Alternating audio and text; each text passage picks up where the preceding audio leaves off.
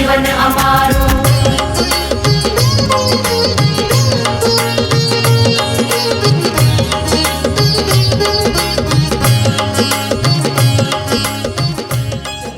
अब चलते हैं नेक्स्ट, एंडोस्केलेटन, अंतःकंकाल। अंतःकंकाल के बारे में आप छोटी क्लासेस से पढ़ते हुए आए हैं कि पक्षियों का जो अंतःकंकाल है उनकी जो वो बोन से बना होता है। किससे बना होता है? बोन से। Fully ossified light but strong bones, और जो इनकी बोन्स होती है long bones which are pneumatic और होलो। अंदर से कैसी होती है? वो खोखली होती है, होलो होती है, उलाड़ वाली होती है, ताकि इनकी बॉडी का जो वेट है वो मिनिमाइज हो जाए, ताकि इनको उड़ने में क्या रहे? आसानी रहे। याद रखिएगा इनकी बोन्स कैसी होती है? न्यूमेटिक बोन बोला जाता है। देखिए जरा यहाँ ध्यान से, ये ह्यूमन बोन बताई गई है, ये बर्ड की बोन बताई गई है। हमारी बोन कॉम्पैक्ट होती है, इसमें बोन और बोन मेरो कंप्लीटली कॉम्पैक्ट तरीके से भरा हुआ है, जबकि इनकी बोन में बीच बीच में एयर पॉकेट्स पाए जाते हैं। ये एयर पॉकेट्स जो होते हैं ये इनकी बोन्स को कैसा बनाएंगे? बिल्कुल हल्का फुल्का, ताकि ये क्या कर सके? आसानी से उड़ सके। ये पॉइंट इंपॉर्टेंट है, याद रखिएगा। इसके अलावा जो वर्टिब्री है या दूसरी जो बोन है, ज़्यादातर वो क्या होती है? एक दूसरे से फ्यूज होती है, जुड़ी रहती है, ताकि इनकी बॉडी का जो शेप है वो मेंटेन रहे। कैसा बनाए रखा है बॉडी का शेप? स्पिंडल शेप, ताकि उड़ने में आसानी रहे। चलिए तो देखिए जरा, अभी पढ़ेंगे, आएगा वो भी पॉइंट। नेक्स्ट पॉइंट एंडोस्केलेटन में ही देखिए ध्यान से, जैसा मैंने कहा आप लोगों को कि इनके अंदर जनरली ज़्यादातर बोन्स जो है वो जुड़ी रहती है। ठीक है, देखिए यहाँ पर खोपड़ी जो होगी इनकी, इनमें भी मोनोकोंडाइलिक खोपड़ी होगी। अभी मोनोकोंडाइलिक का मतलब क्या है? हमने कहा कि हमारी जो ब्रेन होता है, खोपड़ी होती है, इनमें अलग अलग तरह की बोने, आगे वाली फ्रंटल, यहाँ वाली टेम्पोरल, पीछे वाली ऑक्सीपिटल, बीच वाली पैराइटल। तो पीछे वाली जो बोन होती है उसे बोलते हैं ऑक्सीपिटल। तो इनमें भी पीछे वाली जो बोन होगी वो इस तरीके से अगर मैं मानूं तो उसके अंदर, ये पीछे वाली बोन है मान लो, उसके अंदर से एक कंदुक समान संरचना निकलेगी जो इनकी करोड़ स्तंभ के पहली बोन से जाकर फिट हो जाएगी। ठीक है, तो प्रथम कशेरुका एटलस से जाकर फिक्स हो जाती है, और इनमें कितना इस बोन में कितना कंदुक निकला? एक कंदुक की वजह से इसे क्या बोलते हैं? मोनोकोंडाइलिक। तो ऑक्सीपिटल कोंडाइल कितने बने? ऑक्सीपिटल कोंडाइल कितने पाए जाते हैं? ऑक्सीपिटल कोंडाइल एक होता है, वन। ऑक्सीपिटल बोन से निकला है, जो इनकी खोपड़ी की बोन है पीछे वाली। ठीक है, इसीलिए इनको क्या कहा? मोनोकोंडाइलिक स्कल वाले। ये सिंगल ऑक्सीपिटल कोंडाइल देखा है नहीं? ओके, तो यार ध्यान से सुनो। इससे पहले अपन के शरीर में क्या बोला था? उनमें कितनी कोंडाइल होती है पीछे? कितने कंदुकी होता है उनकी खोपड़ी? द्विकंदुकी है। इनमें कितना हो गया? एक कंदुकी है। तो ये डिफरेंस है, याद रखिएगा सब में। ओके, उसके बाद देखिए सूचर्स आर इंडिस्टिंक्ट। सूचर्स क्या होती है? जो खोपड़ी की जो अलग अलग बोन्स है इनको जोड़ने के लिए जो बॉन्ड होता है, जो जॉइंट्स होते हैं, उन्हें क्या बोलते हैं? सूचर्स। तो सूचर्स इंडिस्टिंक्ट होते हैं, क्लियरली नहीं दिखाई देंगे, ऐसा लगेगा एक ही खोपड़ी में एक ही बोन है, बट है नहीं, अलग अलग बोन्स है। ठीक है, और अब जैसा कि मैंने कहा था कि भाई अगर रूपांतर किसमें रूपांतरित हो गए? पंखों में। तो भैया अब शिकार को पकड़ने के लिए, खाने के लिए हाथ तो काम में रहे नहीं, अब तो क्या बन गए? वो तो पंख बन गए। तो नेचर ने क्या किया? इनकी नेक को ज़्यादा फ्लेक्सिबल बना दिया और हेड के मूवमेंट को भी बहुत ज़्यादा अच्छा बना दिया। तो हेड का मूवमेंट और इनकी नेक जो है वो बहुत फ्लेक्सिबल बन जाती है, क्योंकि the first two cervical vertebrae, पहली जो दो वर्टिब्री होती है एटलस और एक्सिस। हमने पढ़ा था कि एम्फीबियंस में केवल एटलस, सरीसृपों में दो आ गए, एटलस और एक्सिस। दोनों जो कशेरुकाएं होती है are specialized for the support and movement of head. इनके हेड के मूवमेंट के लिए दोनों जो कशेरुकाएं हैं करोड़ स्तंभ की, वो स्पेशलाइज हो चुकी है, जिसकी वजह से इनका हेड फ्रीली मूवमेंट अच्छे से मूवमेंट कर सकता है। ओके, तो ये पॉइंट हो गया क्लियर। इंडोस्केलेटन में जो बातें अपन की, बोन कैसी होती है, न्यूमेटिक होती है, खोखली होती है, एयर सेल्स पाए जाते हैं ताकि बॉडी हल्की बने, उड़ने में आसानी रहे। नंबर 2, इनके अंदर हमने कहा ज्यादातर बोन्स कैसी होती है, फ्यूज्ड होती है। नंबर 3, इनका खोपड़ी कैसा होता है, मोनोकोंडाइल है, एक कंधों की खोपड़ी होती है क्योंकि एक ही ऑक्सीपिटल कोंडाइल होता है पीछे, ठीक है। उसके अलावा हेड की मूवमेंट के लिए कितनी कसोरुकाएं रेस्पॉन्सिबल होती है, कितनी कसोरुकाएं स्पेशलाइज हो गई, 2, जिनके नाम क्या है, एटलस और एक्सेस। ओके, ये पॉइंट हो गए इनके एंडोस्केलेटन के बारे में। चलिए और पॉइंट हो गए और देखते हैं इसी के अंदर। और पॉइंट आता है अंतःकंकाल के अंदर ही नेक्स्ट इंपॉर्टेंट पॉइंट, इसमें से जरूर क्वेश्चन बनता है। जैसा मैंने स्टार्टिंग में ही बोल दिया था, देखिए इस डायग्राम में हमने कहा था कि इनकी जो स्टर्नम होती है उसके यहाँ पर कील पाई जाती है, इसमें फ्लाइट मसल्स आकर जुड़ती है, बरोबर।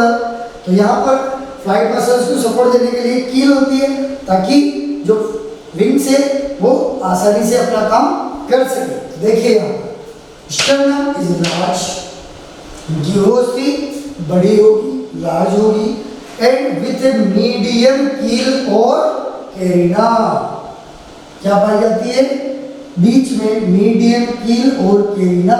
इससे आकर क्या जुड़ेंगे, इससे आकर जुड़ेंगे फ्लाइट मसल्स। देखिए for attachment of flight muscles, कील किसके लिए होती है, फ्लाइट मसल को अटैचमेंट देने के लिए, ताकि ये क्या कर सके, फिंगर जो है वो आसानी से ये फ्लाइट कर सके, ठीक है। टेल वर्टिब्री डिफ्यूज हो जाती है। तो यहाँ पर ये दो जो पॉइंट है, पाइको स्टाइल वाला और सिन सेक्रम वाला, इनको भी समझने की कोशिश कीजिएगा। जनरली जैसा हम यहाँ देख रहे हैं कि इन्होंने लिखा है, हमने कहा है कि भाई इनकी जो करोड़ों स्तंभ है, आपने पढ़ा होगा जब आपने ह्यूमन एंडोस्केलेटन सिस्टम पढ़ा था, तो कुछ जो कसोरुकाएं होती है गर्दन में, उनको सर्वाइकल कसोरुकाएं बोलते हैं, ठीक है। उससे नीचे जो होती है थोरेसिक कसोरुकाएं, है ना, वो उर्सीय कसोरुकाएं बोलते हैं, ठीक है। उसके नीचे फिर होती है कट्टी कसोरुकाएं, फिर होती है नीचे और कुछ कसोरुकाएं, ठीक है। तो इनमें भी ये कसोरुकाएं होगी, लेकिन डिफरेंस क्या है वो समझने वाली बात है। इनके अंदर जो उर्सीय कसोरुकाएं, पिछली उर्सीय कसोरुकाएं, लंबर यानी कटी कसोरुकाएं और सैक्रल यानी कुछ कसोरुकाएं, ये आपस में फ्यूज होकर एक सिंगल बोन बना देती है, जिसे बोलते हैं सिन सेक्रम। क्या बोलते हैं, सिन सेक्रम। ध्यान से सुनना। जैसा देखिए ये जो पक्षी है, इसमें ये मान लीजिए मैं यहाँ पर बना रहा हूँ कि भाई ये इसकी कसोरुका की ये सिन सेक्रम है, तो पहले ये अलग अलग थी, मान लीजिए ये यहाँ से लेकर यहाँ तक, यहाँ से लेकर यहाँ तक, और ये यहाँ से लेकर यहाँ तक। देखिए जरा इधर, देखिए ध्यान से, इनके अंदर आगे वाली जो पॉइंट है ये क्या है, आगे वाला पॉइंट ये हो गई मान लीजिए थोरेसिक वर्टिब्री, बीच में ये हो गई मान लीजिए लंबर, और ये हो गई मान लीजिए सैक्रल, ठीक है। तो ये हो गई सैक्रल वर्टिब्री, सैक्रल कसोरुका, ये हो गई लंबर कट्टी कसोरुका, और ये हो गई थोरेसिक यानी उर्सीय कसोरुका, और ये आगे तो पश्च उर्सीय कसोरुकाएं होती है वो। ये तीनों स्पेसिफाइली, ये तीनों मिलकर एक बोन बना देती है ना। देखिए जरा ध्यान से, इनमें ये तीनों मिलकर एक कसोरुका जो बना रही है, ये एक बोन में परिवर्तित हो गई है तीनों कसोरुकाएं, जिसे बोला सिन सेक्रम। अब ध्यान से सुनो, ये फ्यूज होने की जरूरत क्यों पड़ी। देखिए अगर ये फ्यूज नहीं होती, एक बोन में कन्वर्ट नहीं होती, तो कैसा होता, ये कैसे रहती, फ्लेक्सिबल। तो जब ये उड़ते तो इनकी बॉडी का जो शेप है, जो स्पिंडल शेप रहना चाहिए बीच में से, अब ये अगर ऐसे के ऐसे ही शेप नहीं रहा और अगर ये ऐसे फ्लैट हो गया तो उड़ते उड़ते ये गिर जाएंगे नीचे, क्योंकि वाटर जो है ये सॉरी एयर का जो फ्लो है उसको काटने के लिए इनको इसी शेप में रहना पड़ेगा, ठीक है। तो इस शेप को मेंटेन रखना है तो इन तीनों को नेचर ने क्या किया, तीनों कशेरुकाओं को जोड़कर एक बोन बना दिया ताकि अब ये उड़ते वक्त फ्लेक्सिबिलिटी नहीं रहेगी इनके अंदर। तो क्या होगा, जब ये उड़ेंगे तो ये जो कशेरुकाएं होगी, चाहे उर्वशीय कशेरुका हो, लंबर कटी कशेरुका हो, सक्रिय कशेरुका हो, तीनों मिल गई एक बोन में बदल गई। तो अब ये उड़ते वक्त इनकी जो रीढ़ की हड्डी है, करोड़ स्तंभ है, वो मुड़ेगी नहीं। अगर वो मुड़ जाती तो भैया उड़ते उड़ते क्या होता, जो प्रेशर है वायु का उसको ये मेंटेन नहीं रख पाते, गिर जाते नीचे, उड़ने में हेल्प नहीं मिलती, ठीक है। याद रखना है पॉइंट, सिंसेक्रम इज इम्पोर्टेंट, नीट में पूछा जा सकता है कि इनमें करोड़ स्तंभ की उर्वशीय कटी और कुछ कशेरुकाएं मिलकर कौन सी बोन बनाती है, एक सिंगल बोन जिसका नाम क्या है, सिंसेक्रम, ठीक है। इसकी जरूरत क्यों पड़ी, ताकि बॉडी का शेप कैसा बना रहे, स्पिंडल शेप बॉडी का शेप बना रहे। स्पिंडल शेप तभी तो रहेगा जब करोड़ स्तंभ का शेप फिक्स रहे, ओके। चलिए और लास्ट लिखा है टेल वर्टिब्री, जो पूंछ पे जो वर्टिब्री होंगी वो सारी की सारी वर्टिब्री भी फ्यूज होकर एक सिंगल बोन में बदल जाएगी, जिसे बोलेंगे पाइकोस्टाइल। क्या बोलेंगे, पाइकोस्टाइल। टेल की वर्टिब्री भी जुड़कर एक सिंगल बोन में बदल गई पाइकोस्टाइल में। याद रखिए ये भी नीट में पूछा जा सकता है बेटा, ये भी इंपॉर्टेंट पॉइंट है, याद रखना है। कील वाला पॉइंट मैंने पहले ही बता दिया। स्टर्नम में आगे की तरफ इस तरीके से एक अतिवृद्धि के रूप में मीडियन कील निकली होती है जो फ्लाइट मसल्स को सपोर्ट देगी, जिसके कारण ये उड़ने में जब फ्लाइट मसल्स उड़ेंगे तो उनको सपोर्ट मिलेगा, ओके, तभी तो उड़ पाएंगे आसानी से। फ्लाइट कील का दूसरा नाम केरिना भी है। तो पाइकोस्टाइल, कील और सिंसेक्रम तीनों ही पॉइंट इंपॉर्टेंट है, याद रखना है, ठीक है। ये हो गया इनका एंडोस्केलेटन के बारे में। ये पाइकोस्टाइल ये फ्यूज बार बार क्यों हो रही है पता है, ताकि फ्यूज होकर इनकी जो बॉडी का वेट है वो कम से कम हो जाए। ये सब एडेप्टेशन है उड़ने के लिए, ठीक है। चलिए तो अगला पॉइंट हम डिस्कस करते हैं एंडोस्केलेटन के बाद। एंडोस्केलेटन में ही एक क्वेश्चन हमने बना दिया, चलिए देखते हैं क्वेश्चन क्या है, देखिए जरा ध्यान से। The pelvic girdle of the birds is attached to a complex structure formed by fusion of large thoracic, all lumbar and first 5 order vertebrae.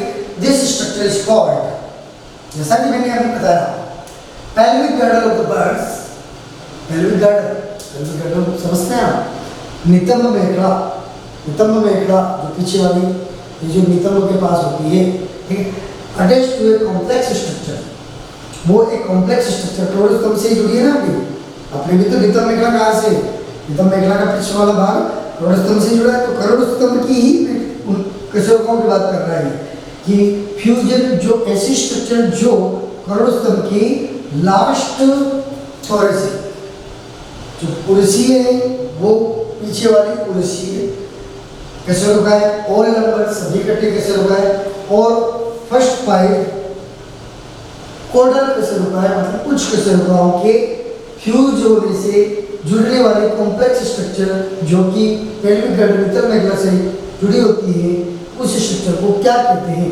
बताइए, इनमें से क्या कहेंगे। अभी अभी पढ़ा आपने सिंसेक्रम, बराबर, तो वही सिंसेक्रम कहलाती है। चलिए आगे चलते हैं। नेक्स्ट कैरेक्टरिस्टिक, एंडोस्केलेटन में ही एक और पॉइंट आया है, both clavicle and single interclavicle are fused. Clavicle जानते हैं ना, क्लेविकल बोन, स्पॉट या फिर इसको हम क्या बोलते हैं, ब्यूटी बोन, है ना। तो यहाँ पर इनके अंदर जो ये क्लेविकल है, देखिए बोन बता रखी है, दोनों क्लेविकल आई जुड़ी और एक और बोन इंटरक्लेविकल बोन ही।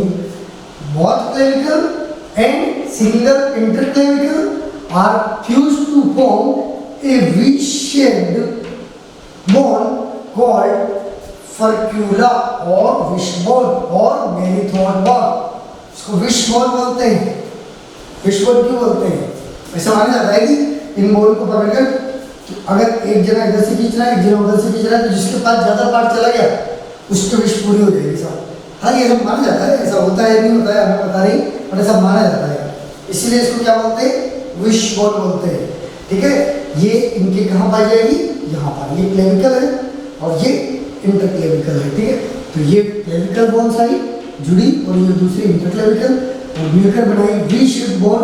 एक सिंगल बोन में लगी भी, उसका नाम क्या है, विश बोन या फर्टिला, ध्यान रखिएगा। मेरिटोबोन भी बोलते हैं, अगला बोन डिस्कस करते हैं। एंडोस्पर्म में देखिए वही क्वेश्चन आया वापस, wish bone in birds is, wish bone birds में जो विश बोन होती है कौन सी होती है, फर्टिला। देखिए दोनों एक दूसरे को खींच रहे हैं, जिसके बाद ज़्यादा चले जाएगी उसकी विश पूरी हो जाएगी। अब भी करके देखिएगा, हो सकता है आपकी विश पूरी हो जाए। क्या विश है तब लीटर सिलेक्शन चाहिए कि नहीं चाहिए, वही विश है ना, तो वही विश यहाँ पूरी होगी, ओके। लेकिन आपको नहीं करना है, आपकी विश पूरी होगी हार्ड वर्किंग से। ये सब जो बातें हैं ये साइंस वाले नहीं मानते हैं, ओके। मेहनत करिए, बहुत अच्छे से मेहनत करिए। चलिए आगे चलते हैं। अब बात करते हैं इनके डाइजेस्टिव ट्रैक्ट के बारे में, ठीक है। तो डाइजेस्टिव सिस्टम देखिए जरा इनका। हमने कहा कि पक्षी जो होते हैं जनरली उनमें माउथ होता है क्या, होता है नहीं होता है। माउथ की जगह क्या होती है, चोंच होती है ना, चांच। तो जो बोन्स जो होगी इनकी वो चांच में रूपांतरित हो गई है। जो bones are prolong into toothless beak, किसमें चेंज हो गई, ब्रिक में, जिसके अंदर कोई दांत नहीं पाए जाते। Brick covered with horny sheath, और इनकी चोंच के जहाँ से इनकी चोंच स्टार्ट होती है, देखो बहुत इंटरेस्टिंग बात बता रहा हूँ, ध्यान से सुनना।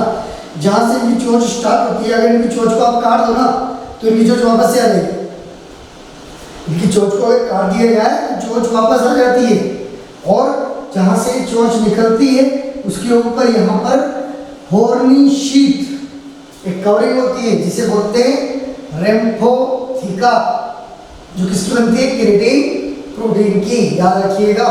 और इनकी बीक जो होती है वो रिजनरेट कर सकती है, अगर आप इनकी चोंच को काट दो वापस से चोंच आ जाएगी, कोई दिक्कत वाली बात नहीं है।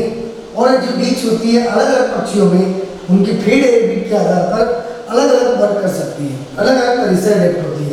कुछ जो सीड खाते हैं सीड क्रशिंग के लिए अडेप्ट हो गई, कुछ जो फ्रूट खाते हैं वो फ्रूट के लिए, कुछ जो मांस खाते हैं वो मांस स्टीयरिंग के लिए।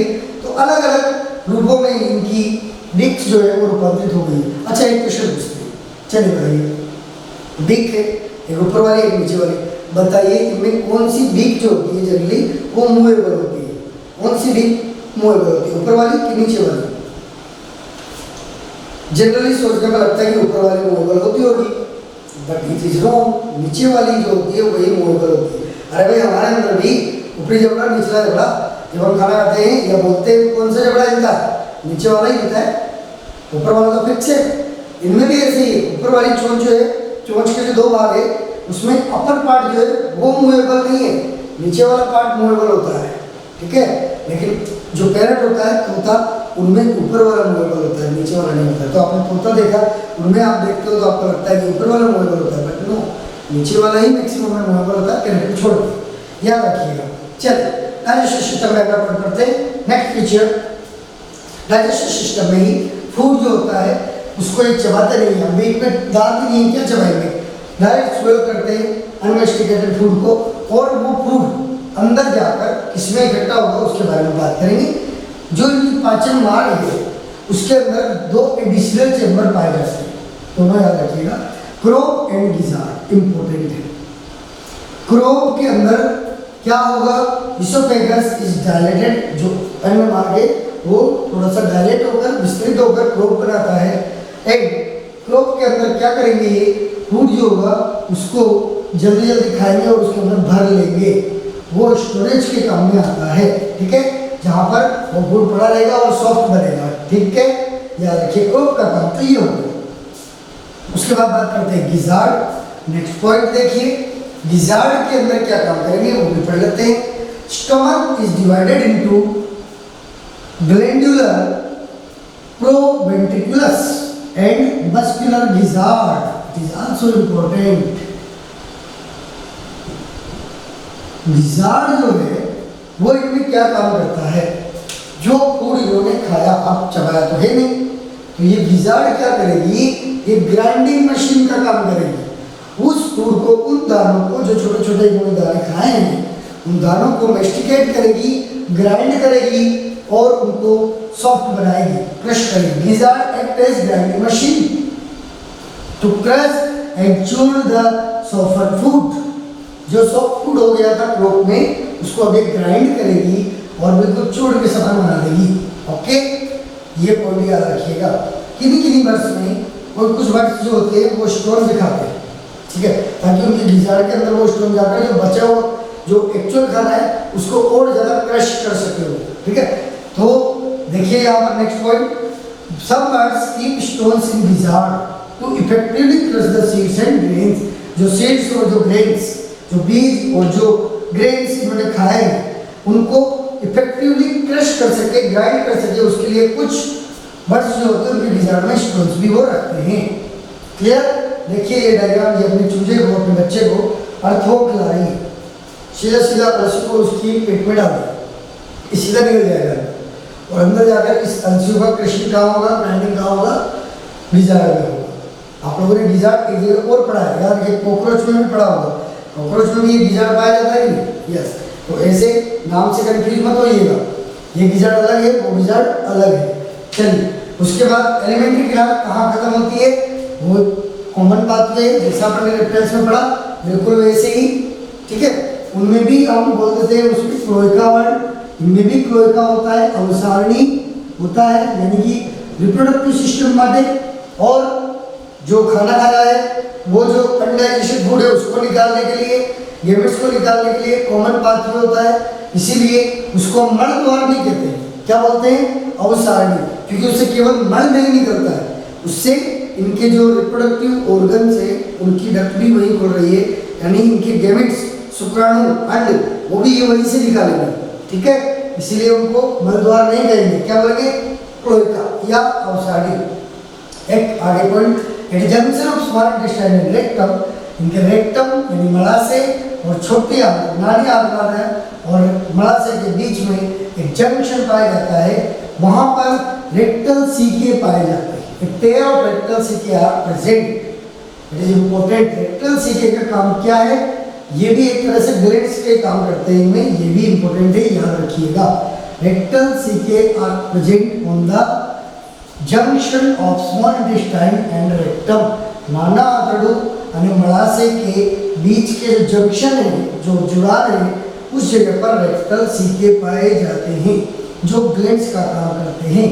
और जो क्लोएका है द 3 चेंबर, क्लोएका में 3 चेंबर होते हैं। 3 चेंबर क्यों, समझ गए होंगे आप। पहला चेंबर एलिमेंट्री ग्लैंड का अनडाइजेस्टेड फूड आएगा, दूसरा चेंबर रिप्रोडक्टिव सिस्टम में गैमेट्स आएंगे, तीसरा चेंबर मूत्राशय से मूत्र आएगा, सिंपल सी बात, ठीक है, एक्सक्रीटरी सिस्टम।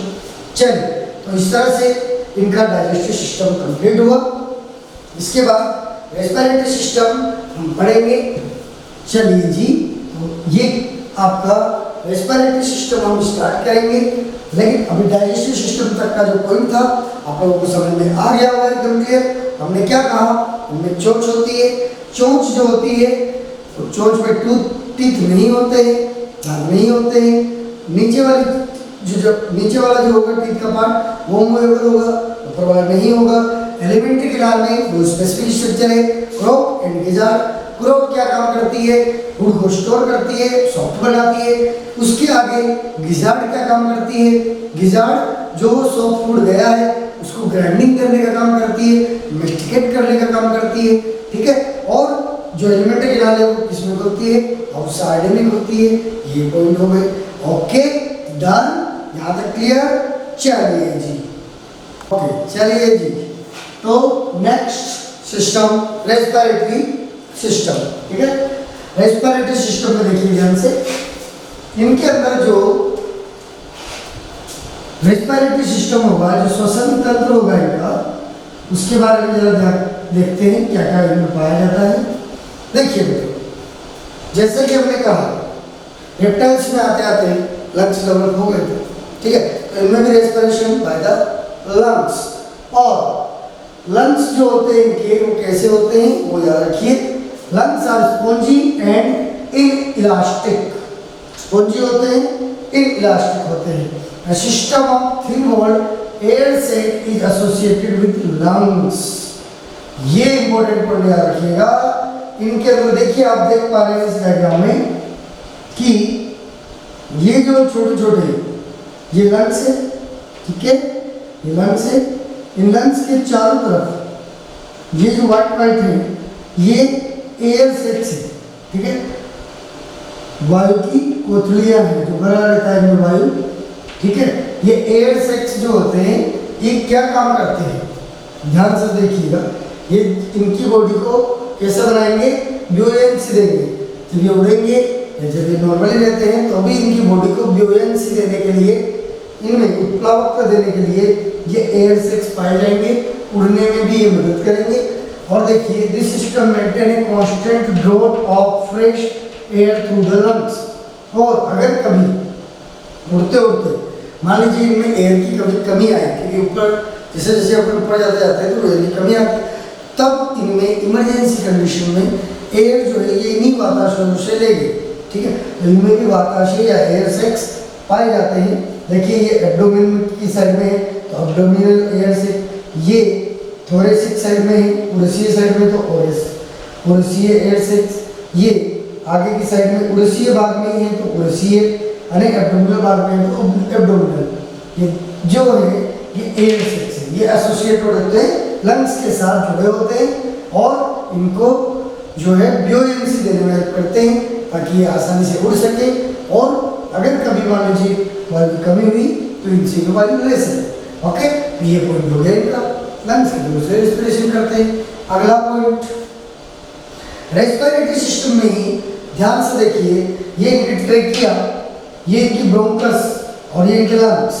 तो देखिए ट्रेकिया जो है श्वास नली जो होती है, और ये जो यहाँ पर इनका माउथ है, इस माउथ और ट्रेकिया के स्टार्टिंग पॉइंट पर यहाँ पर आप लोगों ने पढ़ा है, श्वसन तंत्र में भी हमने इनमें भी पढ़ा था कि हमारा लेरिंग्स होता है यहाँ पर, इनमें भी लेरिंग्स तो होगा लेकिन इनमें वो साउंड प्रोड्यूसिंग ऑर्गन नहीं होगा क्योंकि इनके लेरिंग्स में वोकल कॉर्ड्स नहीं पाए जाते हैं। तो इनके अंदर जो आवाज प्रोड्यूस करने वाला यंत्र होता है वो अलग होता है, और वो कहाँ पाया जाता है, it lies, voice box lies at the division of the trachea and bronchi. Trachea और ब्रोंकाई के मिडिल पॉइंट पर यहाँ पर इनके स्वर यंत्र पाया जाता है जिसे बोलते हैं सिरिंक्स। क्या बोलते हैं, लेरिंक्स नहीं बोलते, क्या बोलते हैं, साइरिंक्स। साइरिंक्स इज द वॉइस प्रोड्यूसिंग या voice box in the birds, याद रखना है। लेरिंक्स की जगह इनमें क्या होगा, साउंड प्रोड्यूसिंग ऑर्गन साइरिंक्स। कहाँ होता है, ट्रेकिया और ब्रोंकाई यानी श्वास नली और श्वास वाहिनियों के मिलन स्थल पर, जॉइंट्स पर, कनेक्शन पर ये पाया जाता है, ठीक है। ये साइरिंक्स का डायग्राम बनाया हुआ है। लेरिंक्स क्यों नहीं कर पाते हैं साउंड प्रोड्यूस, जबकि हमारे में तो कौन कर रहा है, हमारे में तो लेरिंक्स ही करते हैं। इनमें क्यों नहीं कर पा रहे, क्योंकि इनके लेरिंक्स में वोकल कॉर्ड नहीं पाए जाते। याद रखिए, पोजीशन भी अलग है। साइरिंक्स इंपॉर्टेंट है, पूछा जा सकता है नीट के अंदर। चलिए नेक्स्ट पॉइंट, अगले पॉइंट में चलते हैं। श्वसन तंत्र में दोनों पॉइंट याद रखिए, वोकल एयर सैक्स जो वाताशय होते हैं वो, प्लस दूसरा पॉइंट साइरिंक्स, दोनों पॉइंट याद रखना चाहिए। वाताशय क्या काम करते थे, हमें बताया है, लंग्स के चारों तरफ होंगे, ठीक है, वायु भरी रहेगी उनमें, उड़ने में हेल्प करेंगे, और इमरजेंसी कंडीशन में जब वायु की कमी हो जाएगी तो उन्हीं से ये वायु लेंगे, है ना। दूसरा साउंड प्रोड्यूसिंग ऑर्गन कौन सा होता है, साइरिंक्स होता है। कहाँ पाया जाता है, ट्रेकिया यानी श्वास नली और श्वास वाहिनी यानी ब्रोंकाई के मिडिल पॉइंट पे। सर्कुलेटरी सिस्टम की बात करते हैं। Next is circulatory system. Circulatory system में हार्ट जो होता है वो 4 चैम्बर हार्ट होता है, याद रखना है, सिंपल सा पॉइंट है।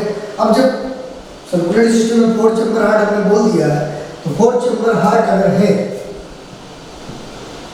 जरा पीछे करिए, 4 चैम्बर हार्ट इनमें जब होता है, 4 चैम्बर हार्ट जब इनमें होगा तो देखिए यहाँ पर 4 चैम्बर हार्ट इनमें कैसे पाया जाएगा, 2 ऑरिकल है, 2 वेंट्रिकल, कंप्लीट 4 चैम्बर हार्ट आ गया। अभी हम देख रहे थे सरीसृपों के अंदर इनकम्प्लीट 4 चैम्बर था, तो कंप्लीट पोर्ट चैम्बर की शुरुआत कहाँ से होगी? बर्थ से होगी।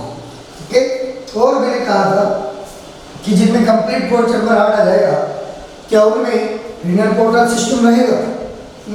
नहीं रहेगा। तो इनमें भी renal portal system is absent. ठीक है, वो पोर्ट चैम्बर हार्ट में ऑक्सीजनेटेड डीऑक्सीजनेटेड ब्लड अलग अलग रहेगा।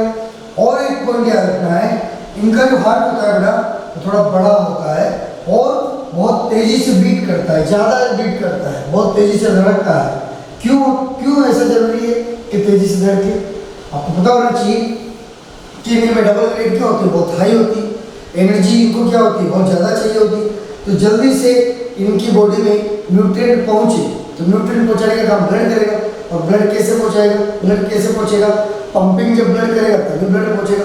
तो ब्लड बहुत फास्ट स्पीड के साथ पंपिंग करता है, जिसकी वजह से इनकी बीटिंग रेट जो होती है बहुत फास्ट होती है, हार्ट बीट बहुत फास्ट चलती है इनकी। ठीक है, याद रखिएगा ये पॉइंट, क्योंकि इनको उड़ना भी होता है। ठीक है, बॉडी टेम्परेचर भी मेंटेन रखना है।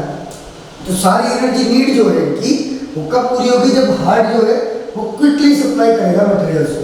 ठीक है, तो याद रखना फास्ट बीटिंग हार्ट होता है, बड़ा होता है, ताकि quick supply of adequate amount of blood during flight, ताकि उड़ते समय भी इनको प्रॉपर एनर्जी मिलती रहे। क्लियर? चलिए, अब इसी के अंदर नेक्स्ट पॉइंट जब हम पढ़ेंगे तो देखिए, sinus venosus truncus arteriosus, heart के अलावा हार्ट के आगे और हार्ट के पीछे दो एक्स्ट्रा चैम्बर हमने बात किए थे, सरीसृपों में पाए जाते थे, एम्फीबियंस में भी पाए जाते थे।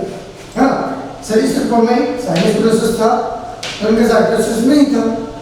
उभयजीवियों में दोनों थे, हाँ, और कास्ती नसें अस्सी नसें में पड़े थे, उनमें भी दोनों थे, लेकिन इनमें ये दोनों अनुपस्थित, इनमें दोनों नहीं पाए जाते। ये भी याद रखिएगा, sinus venosus truncus arteriosus are absent and renal portal system is greatly reduced, जो कि मैंने पहले बता दिया।